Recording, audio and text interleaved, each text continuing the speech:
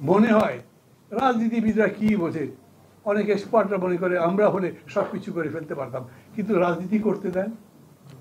এই যারা যারা উপদেষ্টা পরিষদে আছেন না, তাদেরকে বলেন আগামী নির্বাচনে দাঁড়ান, একটা লোকও যদি দাঁড়ায়, কারণ নির্বাচনে দাঁড়ানো কষ্ট, জিততে কষ্ট। এমনিতে কেউ হায়ার করে নিয়ে এসে উপদেষ্টা বানালে খুব কমফোর্টেবল, খুবই এনজয় করা যায়, ওইটা পারা যাবে না। সেই কারণেই এদেরকে আমাদেরও বুঝতে হবে যে দে আর ফলিবল। সবচেয়ে বড় কথা, ডক্টর ইউনূস যখন বলেন না আমরা সবাই নিজের নিজের ক্ষেত্রে সাকসেসফুল, কিন্তু এখন যে ক্ষেত্রে আসছেন সেখানে নোভিস। পলিটিক্স তো কিছুই বুঝতে পারেন না। পলিটিক্স যদি বুঝতেন তাহলে এরকম করে কথাবার্তা তো তারা বলতেন না। ওই কারণে এমনও হতে পারে যে তারা তাদের অ্যাডমিনিস্ট্রেশন সাজাবার ব্যাপারে ওই দৃষ্টিভঙ্গি এখন অর্জনই করতে পারেননি। যদি পারতেন তাহলে এটা হতো না। কষ্ট হয়তো বাড়ছে, কিন্তু আমরা যদি অধৈর্য হয়ে যাই তাহলে শেষে লাভ হবে কার? এই গভর্নমেন্ট কন্ডেম মানে এটা স্বৈরাচারের লাভ। এই গভর্নমেন্ট ফেল করলে মানে পুরো দেশ ফেল করলো। অতএব আমাদের এরকম করে যদি আমি বলি যে একটা মরা ঘোড়া টানতে হবে আমাকে, তাও কিন্তু টানতে হচ্ছে। অনেক জিনিসই সহ্য হয় না তবু করি।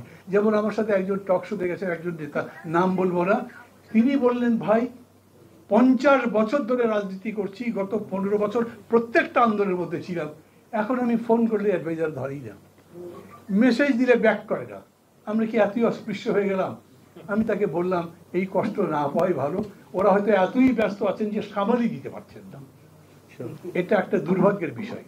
এইটা বুঝেই আমি বলছি, ধরেন এই যে কনস্টিটিউশন প্রস্তাব বা যা যা দিয়েছেন, এই ডিসকোর্সটা লাগবে। ওনাদের এই অ্যাপ্রোচটা আমার কাছে ভালো মনে হয়। ওনারা কমিশন করেছেন, যদি কমিশনের মধ্যে আমি মনে করি ডিসেন্ট্রালাইজেশন বিষয়টা থাকা দরকার ছিল, লোকাল গভর্নমেন্ট থাকা দরকার ছিল, আরও কিছু কিছু কমিশন হয়তো করা লাগবে পরে।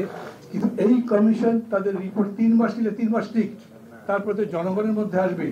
এই প্রথম বোধহয় বিশ্বের ইতিহাসে প্রথম বাংলাদেশে জনগণের মধ্যে সংবিধান নিয়ে বিতর্ক হবে। নাহলে সংবিধান নিয়ে জনসভায় বক্তৃতা করলে মানুষ আপনার কথা শুনবে, গরম গরম কথা বলবে তো হাততালি দেবে। আর সংবিধানের ধারা যদি বলতে যান হয়তো ডিম টিমও বাড়তে পারে, এরকম হয়েছে।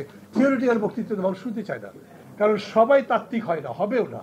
সবার মধ্যে তত্ত্ব ঢোকাবার চেষ্টা করার দরকার নেই। কিন্তু this is the first time যে আপনি একটা রীতিমতো তাত্ত্বিক, নৈতিক, দার্শনিক এবং সাংবিধানিক বিতর্কের মধ্যে সমগ্র জাতিকে জড়িয়ে ফেলছেন।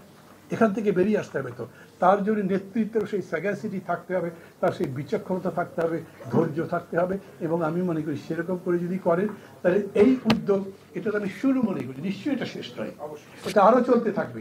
এবং শুধু এই বিষয় নিয়ে নয়, সমস্ত বিষয় নিয়ে যতগুলো এজেন্ডা আছে সবগুলো বিষয় নিয়েই কিন্তু আমাদের কথা বলতে হবে এবং শেষ পর্যন্ত একটা ঐক্যবদ্ধ করতে হবে।